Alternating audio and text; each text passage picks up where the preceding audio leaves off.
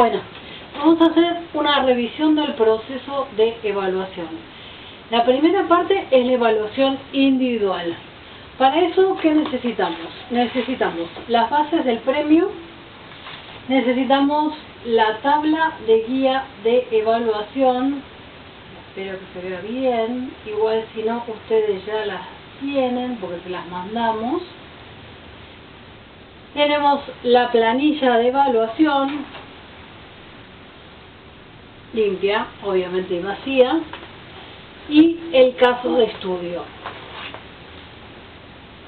El caso de estudio, como les comentamos en el taller, es recomendable que lean 2 veces. Y a su vez, previamente a eso, es recomendable que lean el manual del evaluador también 2 veces. Porque en el manual tratamos de definir toda la operatoria, toda la metodología de evaluar, cómo trabajamos, las recomendaciones, las sugerencias, no solamente las sugerencias nuestras, sino las sugerencias de los evaluadores del Premio Nacional de Calidad y años de experiencia fueron recopilados en ese manual. Así que bueno, con toda esta suma de documentos y bases podemos trabajar lo que es la evaluación individual. La evaluación individual es el trabajo que tiene y desarrolla el evaluador en solitudine, como dice Laura Pausini, en su casa, y es la primera fase del proceso de evaluación, en el cual nosotros leemos el caso y evaluamos el caso en relación a las bases, ¿sí? Y en relación a las bases vemos qué nivel de cumplimiento tiene el caso, y como a veces tenemos dudas, nos ayudamos con la tabla guía de autoevaluación. Por ejemplo, si nosotros vemos que hay un criterio que ha desarrollado algunas cosas, pero no tiene un nivel de enfoque muy desarrollado, que no tiene una implementación que ha sido esbozada en acciones concretas, puede ser que estemos hablando de un criterio en el cual haya un porcentaje de cumplimiento quizá de un 21 o un 40%, en el cual, si se ve claramente, habla de comenzando. El líder se encuentra comenzando a vincularse con la temática del capítulo, comenzando a plantear un enfoque aún dirigido al control, ¿sí? Comienza a implementarse el enfoque y comienza a integrar datos de un sistema. En cambio, por ejemplo, si tenemos dudas si lo tendríamos que poner en esta banda o en esta banda, hablamos de en la banda de 41 a 60, por ejemplo, el enfoque está en desarrollo, cerrando el primer ciclo de mejora con aseguramiento dirigido al control y o comenzando preventivo. Ya estamos hablando de un sistema que pasó de ser con un enfoque de control a ser preventivo. Ya tiene una vuelta más el sistema, ya avanzó un paso más. Entonces, esto es lo que nos va a ir dando las pautas para ver qué puntaje le vamos poniendo a cada criterio. Y así en cada uno de los factores. Acá vamos a poner el porcentaje. En general es más conveniente trabajar sobre el porcentaje porque es más fácil para los evaluadores que recién empiezan desarrollar el porcentaje, y el puntaje se da directamente en base a la matemática, que nos va a ayudar. ¿Qué pasa? Más luego que eso tenemos la planilla individual toda completa. Va a suceder que el evaluador líder va a convocar a la reunión de consenso, y en la reunión de consenso vamos a trabajar, claramente valga la redundancia, a buscar el consenso. El consenso, como bien dice la palabra, es consensuar, adecuar, congeniar miradas. Por ejemplo, hay gente que tiene miradas muy duras sobre un sistema de gestión o sobre un organismo.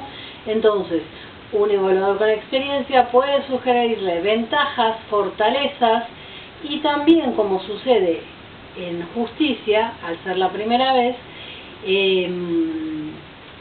y los evaluadores senior, le puede comentar, por ejemplo, cosas que en justicia no son costumbre, y para los evaluadores que venimos del área de gestión, nos resulta casi como que tendrían que ser verdades de perogrullo, ¿sí? Entonces, esa es la búsqueda del consenso, en el cual cada uno va comentando qué fue lo que encontró, con qué tiene dudas, inquietudes, entonces consensuamos, acordamos miradas y vamos generando este punto de unión, de comunión, en el cual las diferentes miradas se unen en una única, y el puntaje va a dejar de ser un puntaje individual y no se puede obtener la suma de los puntajes ni por votación ni nada, y se busca tener un puntaje de consenso, ¿sí? Posteriormente a eso pasamos a la composición de la agenda de visita. ¿Por qué? Porque cada vez que nosotros ya empezamos a trabajar en la evaluación individual, vamos planteando en el caso. A mí, por ejemplo, me gusta trabajar un caso y lo voy señalando, lo voy machacando, le voy poniendo señaléticas, le pongo cosas que me generan dudas, me generan inquietudes, cosas que quiero relevar en la visita. Entonces, eso posteriormente lo llevamos a lo que nosotros llamamos la agenda de visita, y es lo que conformamos consensuadamente con el equipo en la agenda de visita, y es lo que nos va a permitir saber si el puntaje que nosotros le dimos al organismo es correcto o necesitamos, de acuerdo a lo que vemos en visita, subirlo o bajarlo. ¿Por qué la agenda de visita es tan necesaria? Porque es como si fuera el plan de o la agenda de trabajo, es lo que nos va a permitir hacer una visita exitosa. Como evaluadores no podemos subir o bajar un puntaje a dedo. Obviamente vamos a tener que tener una evidencia objetiva que demuestre por qué subimos o bajamos un puntaje. Entonces, si nosotros llegamos a la visita con, por ejemplo, una presunción de un puntaje, con un puntaje, entonces vemos al organismo, vemos qué pasó con el organismo, si le faltó desarrollar cosas en el informe, si le faltó presentar información, si no supo combinar toda la información, toda la documentación que tenía en las 100 páginas que buscábamos, o bueno, por ser la primera vez, nada, no salió del todo bien, por decirlo de forma sencilla. Entonces, cuando se va a visita, se busca verificar lo que nosotros tenemos como primera impronta, que es el informe, y el puntaje que nosotros le dimos al organismo en base a ese informe. Entonces, el plan de visita que nos va a permitir ver y revisar todo el organismo, bueno, el organismo y al equipo de trabajo, en relación a qué es lo que nosotros vimos, qué cosas nos necesitamos verificar, si las vimos bien en el informe, si necesitamos recabar mayor información. Bueno, todas esas cosas, todos esos detalles los vamos a desarrollar ya en la agenda de visita. Entonces, cuando nosotros llegamos a visita, podemos desarrollar una visita efectiva en el cual nos va a permitir verificar si el puntaje que le dimos al organismo es el correcto, o si a través de esta agenda y a través de recabar mayor información necesitamos darle al organismo un puntaje mayor al que le dimos en reunión de consenso. Posteriormente a la visita y a finalizarla, hay una instancia que nosotros llamamos evaluación post visita, que es donde vemos y verificamos si le subimos el puntaje. ¿Por qué? Porque vemos esto que habíamos mencionado, que el organismo no desarrolló correctamente el informe, porque consideramos que, no sé, por ejemplo, fue muy escueto en desarrollar un montón de fortalezas y se basó en las debilidades, puede ser otra posibilidad. Entonces vemos todas esas fortalezas que no mostró en el informe y entonces consideramos como equipo que es necesario subirle el puntaje. Bien, entonces tenemos la instancia de post visita. Posteriormente a eso se eleva los puntajes del equipo evaluador, se presentan a los jurados y los jurados definen quiénes son los organismos ganadores, tanto de la medalla de oro, plata y bronce, y aunque de las distinciones.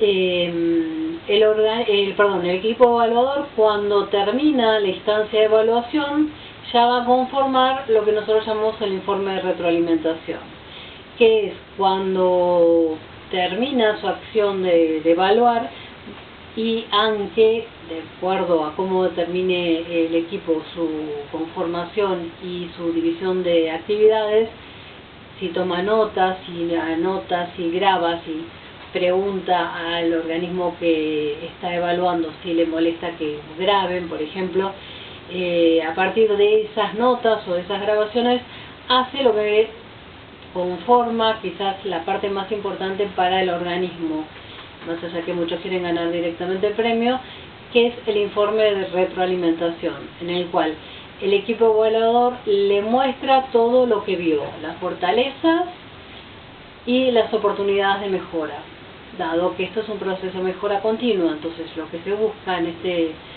este proceso es si sirve de diagnóstico o si permite mostrarle al organismo las oportunidades de mejora que puede desarrollar para el año que viene. Claramente, al ser justicia la primera vez que se presenta y al ser un organismo o organizaciones con una incipiente cultura de gestión, puede ser que las oportunidades de mejora sean muchas o sean algunas, no, puede ser que sean muchas, pero lo importante es poder trabajar en este proceso de mejora continua, que es lo que buscamos todos, que vayan trabajando y mejorando y quizás se intercambien experiencias y avances que han realizado muchos organismos de diferentes provincias, de diferentes juzgados, y que bueno, esto se logre un intercambio, como digo yo, un benchmarking interno. Bien, quizás lo que me queda también para señalar, porque son algunas de las inquietudes que ustedes están mencionando, es cómo subdividimos o cómo armamos los equipos evaluadores. Los equipos evaluadores tienen un evaluador líder, que es un evaluador con años de experiencia en la gestión, lo cual nos va a permitir tener una noción del puntaje del organismo y a su vez conoce toda la metodología del premio. ¿Por qué? Porque ya participó como evaluador líder, pero nos permite hacer ese seguimiento. También facilita la función de ser una suerte de tutor del equipo de evaluadores para ir llevando esta metodología de aprendizaje para la gente que se está formando. Y por otro lado, el evaluador líder es el que articula con el organismo,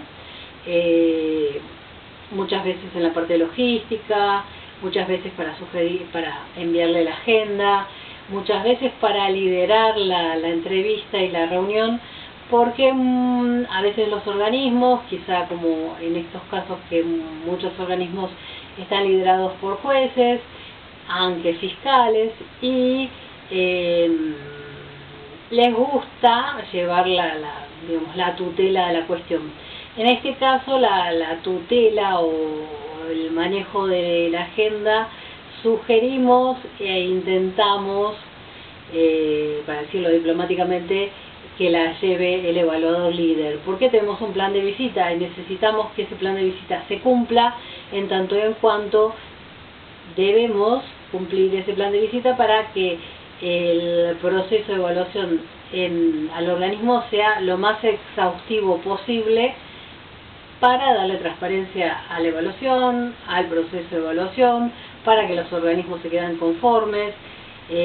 Si el evaluador líder considera que ya se terminó el proceso de evaluación en tiempo y forma y el líder de la organización quiere plantearle algún otro tema que está fuera de agenda, claramente lo definirán entre ambas autoridades, pero solicitamos también a las autoridades de las organizaciones visitadas que se puedan adecuar al plan de visita.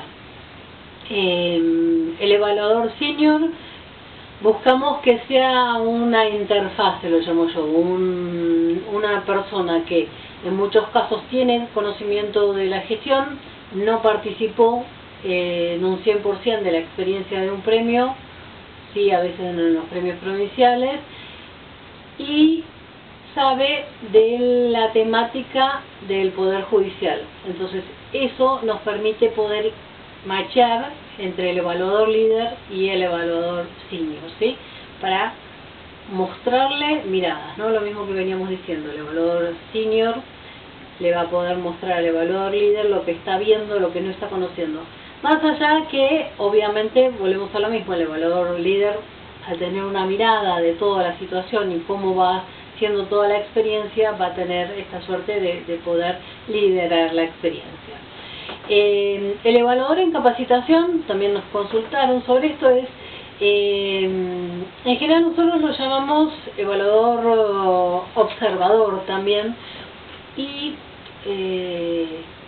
diplomáticamente lo planteamos y lo invitamos a que dé su voto, pero el evaluador en capacitación no tiene voto con significado, por decirlo de alguna forma, porque no es tenido en cuenta en la evaluación y en el resultado final. Se lo invita a participar, se lo invita a capacitarse, se lo invita a dar argumentos de lo que ve, de lo que percibe, de lo que vio en el informe. ¿Por qué? Para que se capacite, para que aprenda de la experiencia, pero como bien mencionamos, y más lo vimos en el taller, de acuerdo a ciertos comentarios que hicieron los participantes, no tiene voto.